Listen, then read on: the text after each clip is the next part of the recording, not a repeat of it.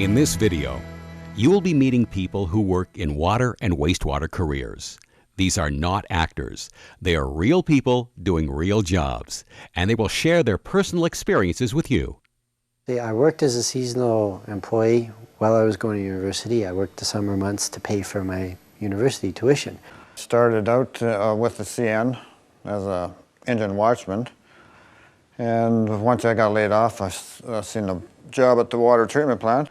I used to haul crude oil and wasn't spending much time with my kids as they were getting older. I repaired water main breaks, did a lot of replacement of water mains, sewers. So I worked more as a maintenance person.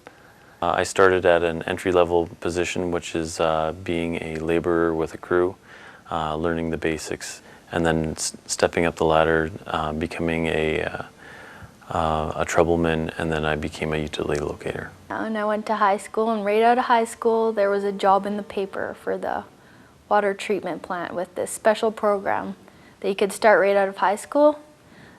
I've been in the water industry for 41 years, coming up 42 years. After the water would leave the water treatment plant and enter the water mains or primary water mains, the water system operator would be in charge or look after that water. So if there was a leak on that system, a water systems operator would come and investigate the leak.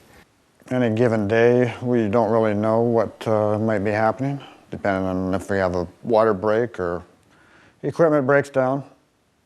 One of the big reasons I really like my job is I'm outside. I'm outside all the time, every day, regardless of the weather. And it's a great experience. You get a lot of exercise, a lot of fresh air. I like that I get to work in the office and outside of the office. It's a nice change. I can go from doing computer work to outdoor work.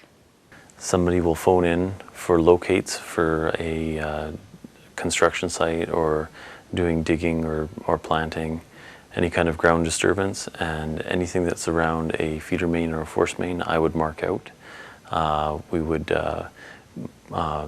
put paint down and draw them up a sketch of their work area and what is in conflict with our utility. Emergencies are pretty much par for the course. Unfortunately, whether it's changing of weather, causing the ground to shift, you get main breaks.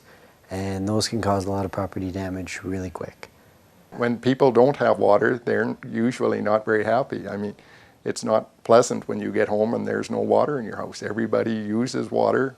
I mean, to wash, to eat, to cook, to drink. Water is quite important, and you don't miss it until you don't have it. And when you don't have it, you want it. Water is a resource that's dwindling quickly, and the management of it is very, very important. Leaks cost a lot of money, and to get those leaks dealt with fast and efficiently, that saves a lot of money, and that saves a precious resource, which is water. If nobody marked out any utilities while there are people digging, there could be damage to our feeder mains, which would put people out of water or cause property damage with flooding water. I'm protecting people from bacteria and viruses that could occur in water. As a water systems operator, my job is important so that when you turn your tap on, that you actually get clean drinking water. I've gone through many years of different changes. In 41 years, it's gone from very, very primitive equipment to very high-tech equipment. We do make good use of laptops. We've got a wireless connection. We can log in anywhere in the city. And our laptops carry a program called MapGuide, which gives us pretty much instant access to a huge database of everything and anything to do with the water distribution system. But we're pretty automated right now that we can dial in from home or hook up with our laptops and see what's going on and acknowledge alarms and change valves and pumps and stuff like that. What I like about my job is that I can live in a small town. I grew up in one all my life, and it allowed me to stick around. It's often limited what you can do in a small town, but I've seemed to have found a good job. In a smaller community, I can access training for my water treatment plant by going to Banff to the seminars. We have study guides at the shop in the offices that I've studied to get my certification, and of course we can get it off the internet and home study.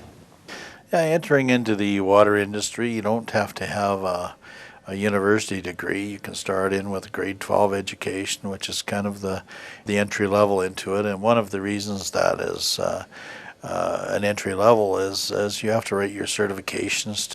To get certified with my level 1 water treatment and distribution, that was a year course, and at the end there was an exam. And you had to pass that to get certified, and here I am today. To move up the ladder, you basically have to start at the bottom as a laborer and get experiences in different levels, such as hydrant repair, leak locating, utility locating, crew leading, and then eventually into the office. I love my job. It's actually a great job. It's, I guess being here 41 years with the water system, I guess if I didn't like my job, I probably would have been gone a long time ago. But what I like about being a water systems operator is most days can be quite busy. We'll stay nice and busy all day, and that's what I like the most about what I do. What I'm doing helps the community. It provides a service for the community. One of the great things about working in the water distribution end of things is it's always in demand. I have a pretty reasonable home, and I've got lots of toys, and I feel that the water industry has treated me very well. You also have to be able to get along with the public, because we deal mainly with the public or contractors. My psychology background did help immensely when it comes to dealing with the public, as well as prior experience in retail. You got to pay attention, to be honest, to be able to work together. We're looking after the future for my kids and my kids' kids, because we've got a lot of the baby boomers like myself and others ready to leave the organization because we're ready to retire, and we need somebody to take over to make sure that system is going to operate 100% when we leave. And my feeling now is I want to make sure that I got somebody trained to look after what I used to do that has the same dedication to ensure that we keep that water running and ensure that we're doing our best we can for water conservation. If you think that you'd like to be a water and wastewater professional and you want to know more, then check out the online Career Center at the web listed at the end of this segment.